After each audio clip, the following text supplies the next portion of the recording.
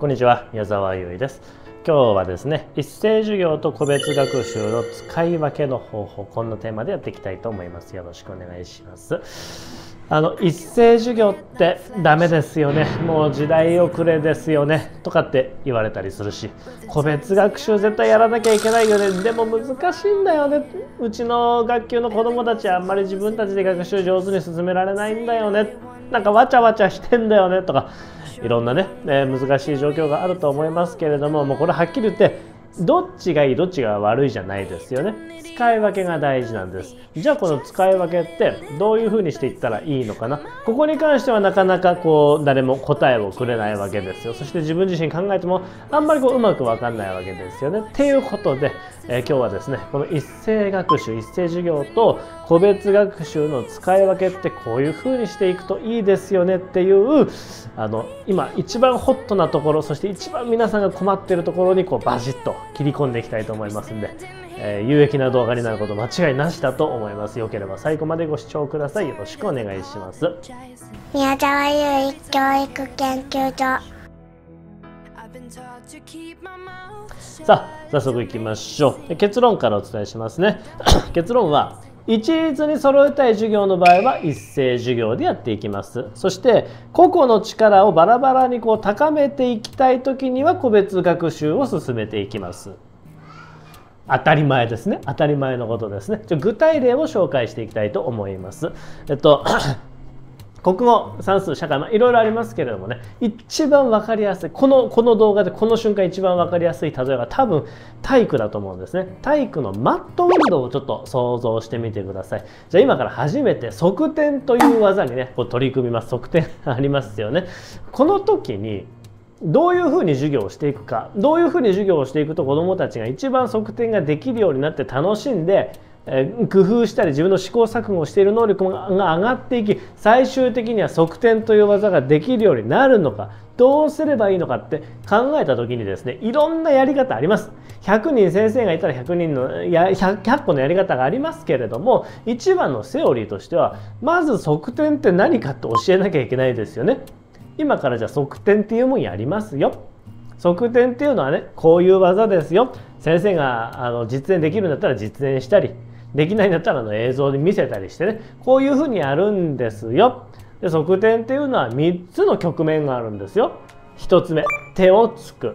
2つ目、足を上げる。で3つ目、着地する。この3つができるようになったら側転ってできるようになっちゃうんですよ。ではまずいきなりやってみましょうか。側転でできるかどうか。それではいきますよ。1人目ピッ。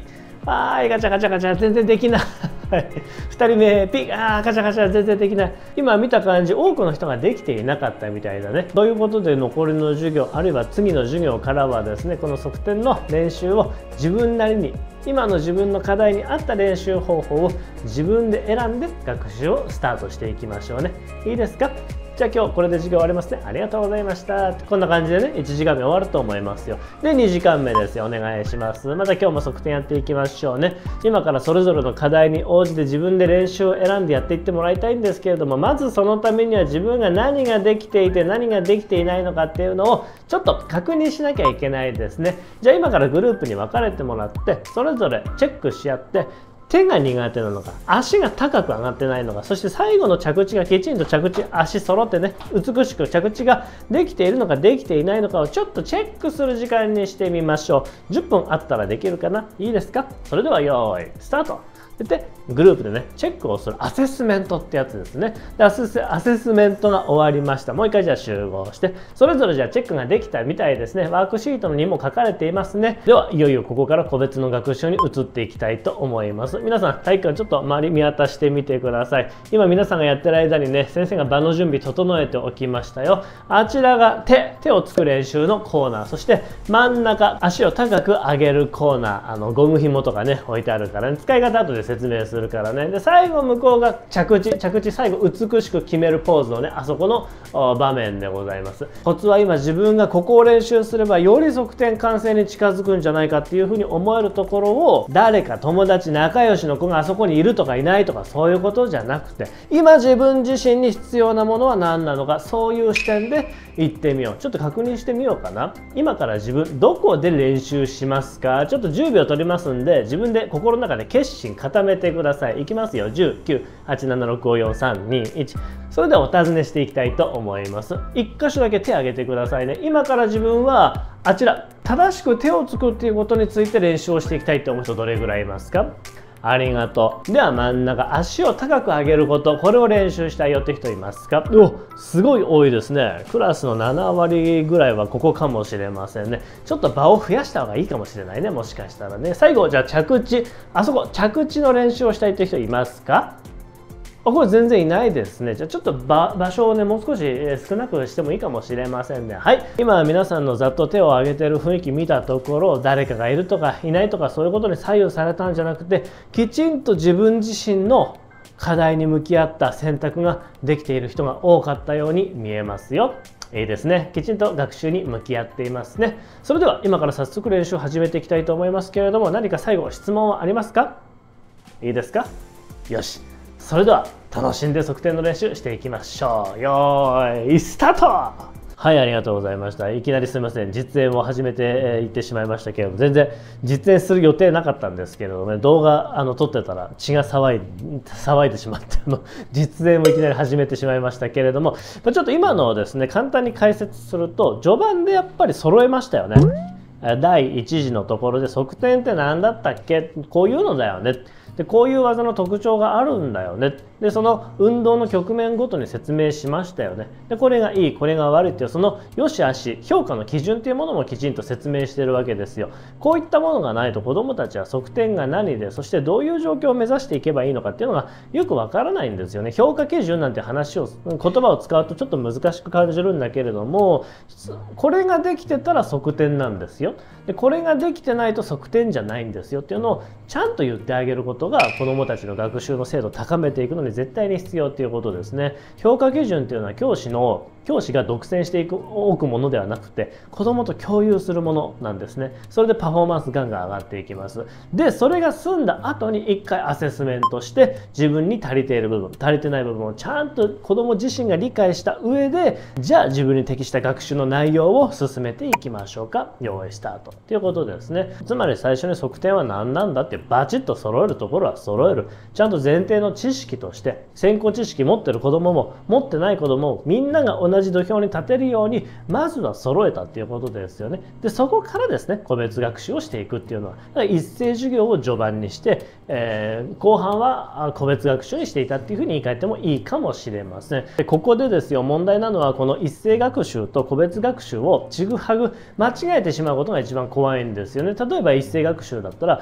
もう子どもたちが自分それぞれ自分に足りないところがどこか分かっているのにもかかわらず、こっちが一斉学習をさせてしまうわけですね。例えば今日は手の練習しますよ、今日は足を高く上げる練習しますよ、この後もみんなでやっていきますよ、ずっと先生の笛に従ってやっていきなさいよ、ピッピッピッってずっとやってると、足が上がってる子からしたら無駄だし、足が全然上がらない、そもそも手をつけない子供からしたら足を上げる練習ってちょっとレベルが高かったりするんですよね。だからこの辺はもう一斉学習じゃなくて個別学習に移行すべきであろうし、逆に一斉学習をすべきなのに個別学習を課しちゃってる場合もあるんですね。すなわち側転っていうものに対してきちんとシェアをしていない、そして評価基準をシェアしていない、共有していないにもかかわらず、さあそれぞれ自由にやっていきましょうね。これカオスになるんですね。一見子どもたちは楽しんで学習はしてる風には見えるんですけれども、案外この学習の内容が習得できていないまま授業が終わっていってしまうということがあったりします。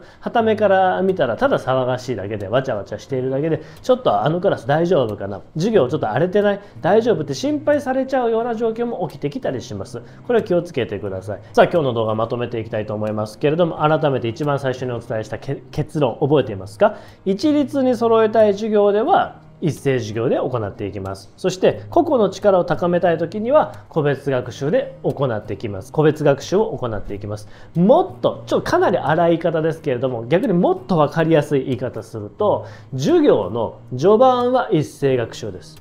で授業の終盤に差し掛かっていくに従って個別学習の割合は増えていきます。これ単元レベルでも一緒です。単元全10時間あったとして序盤は一斉授業の割合多くなってきます。で後半に行けば行くほど個別学習の割合が高まっていきます。でこれっていうのは1年間のスパンで見た時も学習指導学級系も一緒です。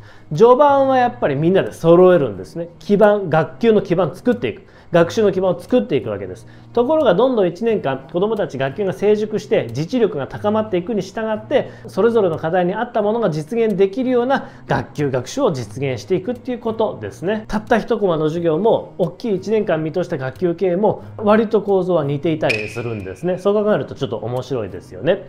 はい、いかがだったでしょうか。今日はですね、一斉学習、一斉授業と個別学習の使い分け方、こんなテーマでお話をさせていただきました。実演なんかも紹介させていただきました。いかがだったでしょうか。ちょっとでも役に立ったよ。なんとなくちょっとイメージ湧いたかもしれないなっていうふうに思った方、よければいいね、コメントしていただけたらとっても嬉しいです。こんな感じで学級経営、そして学習指導に関する動画1日1本配信しておりますので、ぜひお見逃しのないようにチャンネル登録もよろしくお願いします。また皆さんと同じ職場で働いておられる大切な同僚の先生にこの動画シェアしていただけると、この一斉授業個別学習の使い分けでちょっと困っちゃってるんだよなっていう先生、もしかしたらね、1人でも2人でも救われる先生がいるかもしれないので、よければシェアしていただけるとすごい嬉しいです。よろしくお願いします。最後一つお知らせさせてください。じゃん、こちら研究所メンバーシップ11月の学級経営、先日ね配信させていただきました。この11月っていうのはなんか微妙なんですよね。夏休みが明けてもちょっとしばらく時間も経ってるとはいえ、年末までまだね時間があったりする。この中途半端のこの11月、実はすごく大事なんですね。多くの学級ここで明暗分かれてくるんじゃないでしょうか。すなわちガンガン登っていっちゃう尻上がりのガーンと指数関数的に伸びていくこの超上り坂に差し掛かる学級とスコーンと落ちていく学級、まさにこの11月明暗分かれる月だと思います。じゃあこの11月に一体何をすればいいんでしょうか。そちらこの研究所メンバーシップ動画で配信お届けさせていただきました。視聴いただいた方からコメントもいただいております。やるべきことが見えると安心します。今週末の学習発表会を終えてからいかにクリスマスパーティーへ方向を切り替えられるかが鍵だなと。冬休みの計画わーいです。いつもありがとうございます。陽気なねコメントありがとうございます。これ大事ですね。やるべきことが見えると安心する。で安心すると胸張って堂々と教壇に立てる、すなわち正のスパイラルに入っていくことができます。ぜひこれ自己投資にご活用ください。そして今こちらにもねちょこっと見えていますけれども、通知表セミナーあと2週間後に迫ってきております。評価のお話でございます。今日もこの動画の中でちらっと触れましたね。評価基準を教師が独占しておくのではなく、子どもとシェアをしていくことによって子どもたちのパフォーマンスも上がっていきますし、アセスメントすなわち自己評価ですね、自己評価できる子どもたちにも育っていくわけですよ。評価っていうのは記録のための評価と授業の改善のための評価分かれてくるんですよね。じゃあどういうふうに具体的により精度の高いハイパフォーマンスハイクオリティな評価をしていけばいいのかな、これについて三好先生にたっぷりと語っていただきたいと思います。このセミナー参加するか参加しないかだけで残りの教師人生全然変わってくるかもしれません。よければご参加ください。このセミナー研究所メンバーシップ内で開催させていただきます。ゴールド会員の方なんと4400円のチケット今1500円でご購入することができます。ぜひぜひこちらご参加くださいね。お待ちしております。それでは今日も最後までご視聴いただきありがとうございました。皆さんの学級経営心から応援しております。また明日次の動画でお会いしましょう。さよなら、バイバイ。